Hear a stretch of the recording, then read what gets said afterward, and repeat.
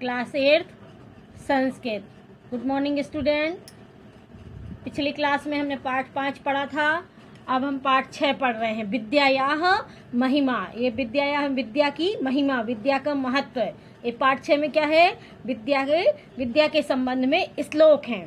तो ये विद्या की महिमा, इन श्लोकों में क्या दिया हुआ है? विद्या की महिमा, विद्या का महत्व। अभी देखो हम पहला श्लोक पढ़ रहे हैं।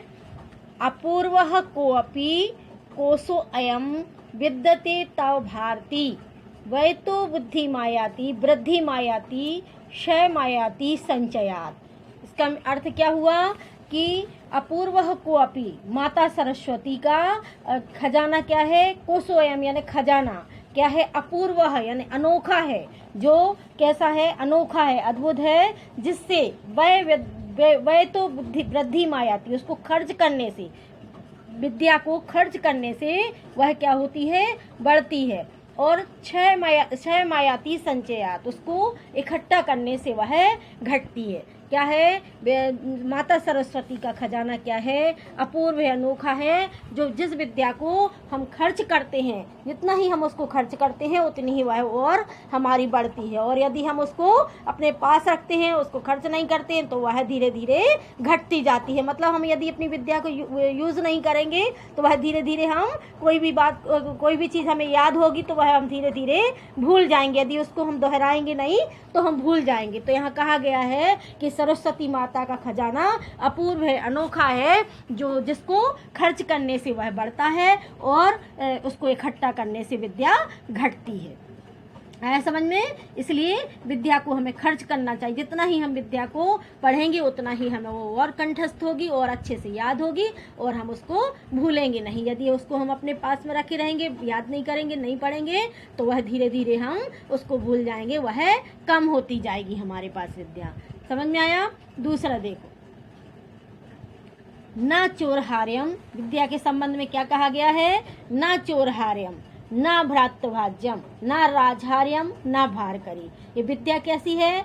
न चोरहार्यम, न इस विद्या को कोई चुरा सकता है, न भाई बांट सकता है, न राजा हरण कर सकता है। कोई भी इस विद्या को चुरा नहीं सकता, न भाई उसको बांट सकता है और न राजा उसको छीन सकता है, हरण कर सकता है, यानी छीन नहीं सकता। व्यय कृते वर्धते। फिर यहाँ पर दिया हुआ है कि व्यय कृते यानी खर्च करने से यह बढ़ती है। एवं नित्यम, यह प्रतिदिन विद्याधन सब धनों में प्रदान है। विद्या का जो धन होता है वो सर्वश्रेष्ठ होता है, क्योंकि उसे कोई ना तो चुरा सकता है, ना कोई छीन सकता है। इसलिए विद्या का धन सर्वश्रेष्ठ है, सबसे प्रधान है, सबसे बड़ा है। तीसरा, एशाम न विद्या न तपो न दानम। एशाम यानी जिसके पास क्या नहीं है? विद्या नहीं है, न तपस्या है, न कोई वो तप करता है, न दान करता है, किसी को कोई चीज़ दान करता है, न ज्ञान है, न शील है, शील यानी चरित्र है, न किसी प्रकार के गुण हैं, न धर्म है, वो धर्म नहीं करता। ते मृत्यु लोके, यहाँ पर कहा गया है कि एशाम न विद्या, न जिसके पास न विद्या है, न तपस्या है, न दान करता है, न किसी प्रकार का ज्ञान है, न शीलम यानी चरित्र है, न गुण है, न धर्म है।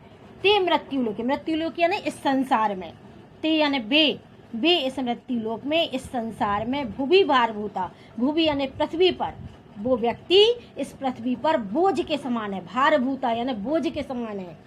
मनुष्य रूपेण मृगाश्चरन्ति, और मनुष्य के रूप में तो हैं, लेकिन पशुओं के समान रहते हैं, पशुओं के समान जीवन व्यतीत करते हैं। जिनके पास न विद्या है, न तपस्या है, न दान है, न ज्ञान है, न चरित्र है, न गुण है, न धर्म है, वो मनुष्य इस पृथ्वी पर भार के समान है, बोझ के समान है। और मनुष्य के रूप में तो हैं, लेकिन फिर वह मृगाश्चरन्ति यानी पशुओं के समान अपना जीवन जीते हैं। ठीक है, समझ में आया? आगे चौथा देखो, यहाँ भी वही कहा गया है विद्या के संबंध में। विद्या की महिमा का गुणगान किया गया है ना, विद्या के महत्व को बताया गया है कि मनुष्य के पास विद्या का होना बहुत जरूरी है। यदि विद्या नहीं है तो उसके पास कुछ भी नहीं है। अभी चौथा नंबर का देखो श्लोक, साहित्य संगीत कला विहीना। फिर यहाँ वही कहा गया है कि जिसके पास ना साहित्य है, साहित्य मतलब शिक्षा नहीं है, ना संगीत है, ना कला है, आर्ट, कला विहीन, साक्षात पशु है पुंछ विषाणहीना। वह कहा गया है कि जिसके पास ना साहित्य है, ना संगीत है, ना कला है, वह मनुष्य साक्षात बिना पूंछ के और बिना सींग के पशु के समान है। उस व्यक्ति के पास ना वो उसके पास पशु के समान, वह कैसा है? पशु के समान है। ना उसकी पूंछ है और ना उसके सींग है, लेकिन वह कैसा है? पशु के समान है। तृणम ना खादा ना पी, क्योंकि यह जो पशु है, जो मनुष्य रूपी पशु है, वह तृणम ना खादा ना पी, यह घास नहीं खाता। तृणम यानी घास, ये घास तो नहीं खाता। जीव माना, यह जीव घास नहीं खाता, लेकिन तद भाग देयम परशम पशुनाम, क्योंकि यदि यह घास खाने लगेगा तो जो घास खाने वाले पशु हैं, यहाँ पर कहा गया है कि यदि यह घास खाने लगेगा तो जो घास खाने वाले पशु हैं उनके भाग्य में क्या बचेगा? उनके लिए कुछ नहीं बचेगा, क्योंकि ये तो मनुष्य है लेकिन यह पशुओं के समान जीवन जी रहा है। इसके पास कुछ भी नहीं है। यह न साहित्य है, न संगीत है, न कला है। यह बिना पूंछ और बिना सींग के जानवर के समान इस पृथ्वी पर रहता है। और यह घास नहीं खाता, लेकिन यदि यह घास खाने लगेगा तो जो घास खाने वाले पशु हैं उनके भाग्य में उनके लिए क्या बचेगा? आगे देखो, समझ में आ गया। यहाँ विद्या के महिमा के बारे में कहा गया है। 5वां नंबर देखो, फिर यहाँ पर क्या दिया है विद्या की महिमा के लिए? विद्या नाम नरस्य रूपम अधिकम प्रच्छन्न गुप्तम धना। विद्या मनुष्य के लिए क्या है? छुपा हुआ धन। प्रच्छन्न गुप्तम यानी छुपा हुआ धन है। विद्या कैसी है? मनुष्य की छुपा हुआ धन, क्योंकि विद्या हमें दिखाई नहीं देती कि किसके पास कितनी है, किसके पास बहुत ज़्यादा है, किसके पास कम है, वह हमें दिखाई नहीं देती। विद्या प्रच्छन्न गुप्तम धनम, विद्या कैसी है? मनुष्य का छुपा हुआ धन है।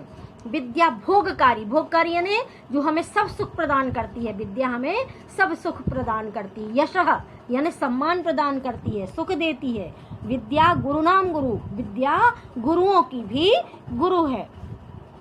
विद्या बंधु जनों, विद्या भाई के समान है। विदेश गमने, बाहर जाने पर, विदेश जाने पर विद्या हमारी भाई के समान है। विद्या परम देवम देवतम, विद्या क्या है? सबसे बड़ी देवता है। विद्या परम देवम, परम यानी सबसे बड़ी देवता है। विद्या राजसु पूजिता, विद्या राजाओं में पूजी जाती है। ना तो धनम विद्या विहीनः पशु, और जिसके पास विद्या नहीं है वह पशु के समान है। विहीनः यानी नहीं है, जिसके पास विद्या नहीं है वह कैसा है? पशु के समान है। लास्ट वाला देखो, विद्या ददाति विनयम, ददाती यानी देती है। विद्या हमें क्या देती है? विनय, विनयम यानी विनम्रता देती है।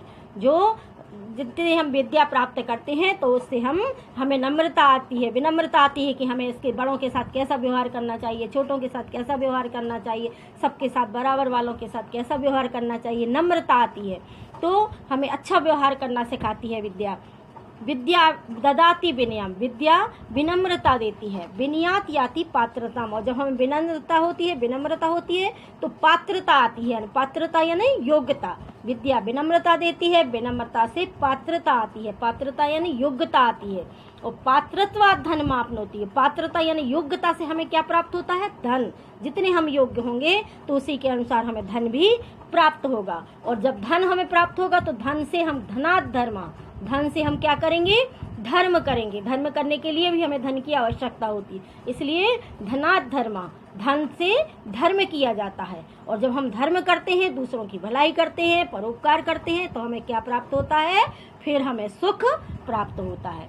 विद्या विनम्रता देती है, विनम्रता से योग्यता आती है, योग्यता से धन प्राप्त होता है, धन से धर्म किया जाता है और धर्म से सुख प्राप्त होता है। ठीक है, समझ में आ गया ये श्लोक? ये श्लोक आपको संस्कृत में भी याद करना है और हिंदी में भी याद करना है। और ये कॉपी में, फेयर कॉपी में आपको इसका हिंदी अनुवाद, हम बोल रहे हैं, इसका हिंदी अनुवाद आपको लिखना है और संस्कृत में भी आपको याद करना है। समझ में आ गया? ठीक से आप इनको अच्छे से समझ के कॉपी में लिखना और संस्कृत में ये श्लोक याद करना।